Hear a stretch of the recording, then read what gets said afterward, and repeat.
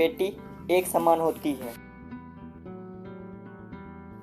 उर्मिला अपनी माँ रीना जी को फ़ोन लगा के कहती है, माँ मैं बहुत थक गई हूँ घर संभालते संभालते।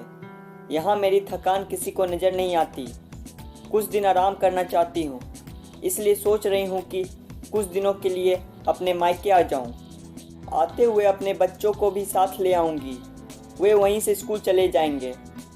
आखिर एक ही शहर में ससुराल और मायका होने का कुछ तो फ़ायदा मिले।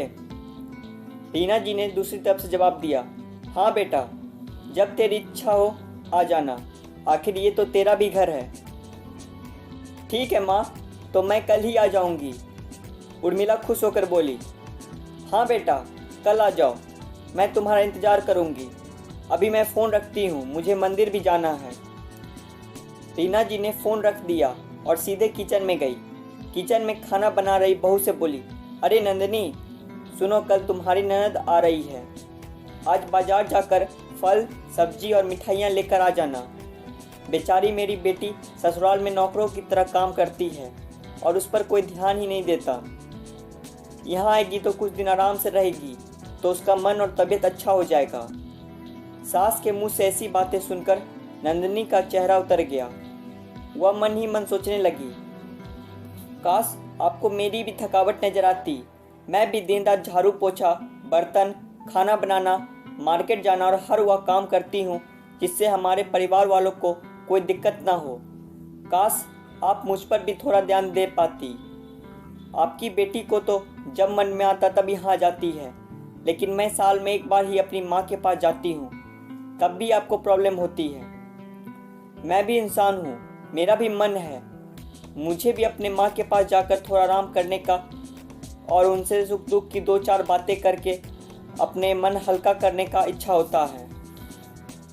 भगवान अब तुम ही कुछ करो ताकि मेरी सास की आंखें खुले और उसे मेरी थकावट भी नजर आए। शाम तक भगवान ने जैसे नंदिनी की सुन ली और उसकी ननद का फ़ोन आया। ननद ने अपनी माँ से कहा कि उसकी सास ने उसे मायके आने के लिए मना कर दिया है, इसलिए इस बार वो नहीं आ सकती। रीना जी बोली, ऐसे कैसे मना कर दिया? पहले तो कभी वह तुम्हें आने के लिए नहीं रोकती थी, इस बार भला क्या हो गया? लाओ मेरी बात कराओ, उन्हें मैं समझाती हूँ। उर्मिला ने फ़ोन अपनी सास के पास दिया। रीना जी ने कहा, नमस्कार समधन जी, आपसे कुछ कहना था। समधन जी ने कहा, नमस्कार, कहिए। दरअसल उर्मिला अपने मायके आना चाहती है, अगर आप उसे भेज दे तो अच्छा रहेगा। उर्मिला की सास ने कहा, देखिए समधन जी, आपकी बेटी मायके जाकर रहे इस बात के लिए हमने उसे कभी नहीं रोका और इस बात से हमें कोई समस्या है भी नहीं। दरअसल बात यह है कि कुछ दिनों पहले मैं अपने रिश्तेदार के शादी में गई थी। वहाँ आपकी बहू नंदिनी की माताजी से मिलने का मौका मिला।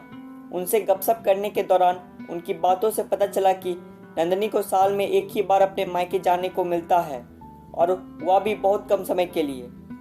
मुझे लगता है कि आपको पहले नंदिनी को उसके मायके भेज देना चाहिए और वह जब मायके होकर आ जाएगी तो मैं उर्मिला को आपके पास भेज दूंगी। हाँ, एक बहुत ज़रूरी बात जो मुझे लगता है कि आपको समझ लेनी चाहिए। आपको अपनी बहू को भी बेटी की तरह या बेटी से भी ज़्यादा प्यार देना चाहिए। उसे भी मायके जाने की इच्छा होती होगी। हो सकता है उर्मिला के वहाँ आने से उसकी अवभगत करने के लिए आप नंदिनी को उसके मायके नहीं भेजती होंगी, या फिर वह आपसे कुछ कहने से अभी डरती हो। अगर आप उसको घर में ही कैद रखेंगी तो एक दिन ऐसा आएगा जब वह आपके खिलाफ बोलने लगेगी, फिर वह आपकी सुनेगी भी नहीं और जब चाहे तब अपने मायके चली जाएगी। ऐसी परिस्थिति आए, इससे अच्छा है कि आप ही कुछ बदलाव अमल में ले आए जिससे आपका रिश्ता और रिश्ते की मिठास खराब ना हो। रीना जी को अपनी समधन जी की हर एक बात में सच्चाई नजर आई। उन्हें महसूस हुआ कि उन्होंने अपनी बेटी के प्यार में अंधे होकर कभी भी अपनी बहू पर ध्यान नहीं दिया। उन्होंने हमेशा ही अपनी बेटी को अपनी बहू से ऊपर रखा। दूसरी तरफ उर्मिला भी अपनी भाभी के बारे में हो रही इस बातचीत को सुन रही थी। उसने भी एहसास किया कि वह कभी भी अपनी भाभी के साथ ठीक से बात नहीं करती थी और जब जब वह अपने मायके जाती है तो भाभी थोड़ी उदास रहती है। रीना जी ने अपनी बहू को बुलाया और उससे कहा, नंदिनी, कुछ दिनों के लिए उर्मिला नहीं आने वाली है, इसलिए पहले तुम अपने मायके होकर आ जाओ। यह सुनते ही नंदिनी का चेहरा खिल गया, क्योंकि यह पहली बार था जब उसकी सास ने सामने से उसे अपने मायके जाने के लिए कहा था। अगले दिन नंदिनी अपने मायके गई और इस बार 1-2 दिन नहीं बल्कि पूरे हफ्ते भर रह कर आई। अपने माँ बाप से, अपने रिश्तेदारों से मिलकर आई और जब वह लौट कर आई तो उसका चेहरा खिला हुआ था, उसकी आंखें चमक रही थी। नंदिनी के आने के बाद उर्मिला भी अपने मायके आई और इस बार वो खुद सामने से अपनी भाभी से खुशी खुशी मिली और अच्छे से बात की। नंदिनी अपने ससुराल वालों के बदले रवैया से बहुत खुश थी। अब वह खुशी खुशी सबका ध्यान रखती और हर काम प्यार से करती। वह ध्यान रखती कि कोई भी ऐसी बात या काम ना करे जिससे घर में तनाव का माहौल पैदा हो। अब रीना जी अपनी बहू को खुद ही समय समय पर उसे उसके मायके भेज दिया करती है।